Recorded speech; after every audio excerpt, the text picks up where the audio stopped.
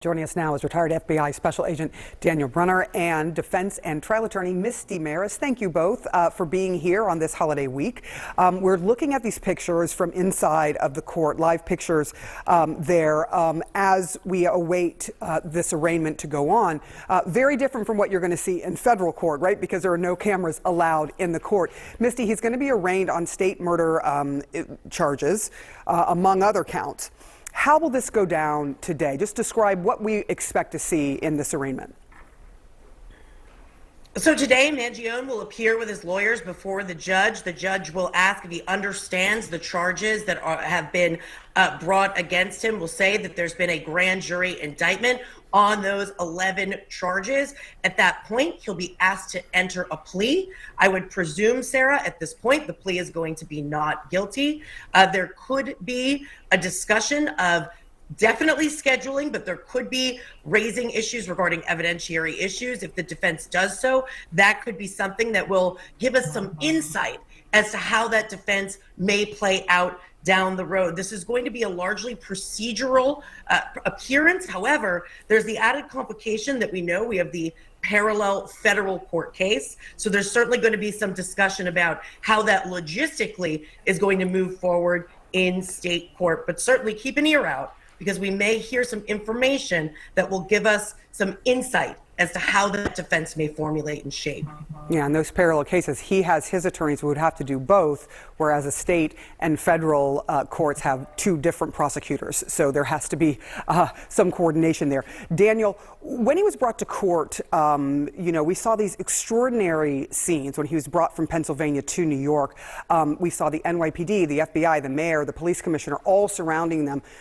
Can we assume that this is going to look nothing like that as that transfer from Philadelphia or from Pennsylvania? No, I think that the transfer from Pennsylvania has gotten enough backlash as to the overage and way over the top, perp walk, as it's said, in conducting that operation. I understand what NYPD's presence was in the New York City administration, that they want to show that they're, but with an attack like this, this was behind a rhetoric. He was, in my opinion, a domestic terrorist. This is exactly what he wants. He wants the attention. So I think the focus is going to shift now to, let's keep it, in the courts. Let's keep it under wraps. We're not going to do the perp walk. We're not going to be walking him and showing them. In federal, it's very it's very covered. So everything transferred is typically done in sally ports. So it's not available to the public eye, to media, to press, to cameras. So it's going to be conducted very much in coverage because he's in federal custody now, even though he'll be arraigned for the today, but he's going to go back to federal holding at the conclusion of this, back to MDC Brooklyn, where he will be held. And it will be, like I said, it'll be much tighter, much controlled, less fanfare, because what he wants is the fanfare. He wants the attention. So I agree that I don't know if the insanity defense is really going to come up, because he controls it. And I think that he wants his day in court. He wants to argue about this. He wants everyone to talk about this. So doing it in court, I think, is going to be ultimately what he's going to do. Daniel, just seizing upon that quickly, you talked about this attention, and it is enormous. He has enormous attention and support online. It sounds like you think that perhaps what law enforcement did, including having the mayor show up for this, as you call it, a perp walk, lionized him? Do you think that actually was a negative? No, I think it played to his favor. As a domestic terrorist, you think about Ted Kaczynski and Timothy McVeigh. All of them want attention. They want attention to what they believe is their cause. They believe that they are the person. They are the flag bearer. They are the person who's going to move forward the cause, what they are fighting for. He clearly was fighting for a cause which he believed in, and he's going to show. Listen, we saw that that small walk from the car to the Pennsylvania courthouse where he had to burst out, and I'm sure his lawyers told him, stop that. So now this right here, what you're showing, these types of photos, this where he's showing, this isn't even safe for cartel members. Top 10 most wanted get very, very little fanfare like this. So to get him this type of attention is exactly what he wants, and exactly what what the people that are following him, the people that are adoring him, this is what they want. Put them on T-shirts, cost. So I think it did not play into law enforcement's favor.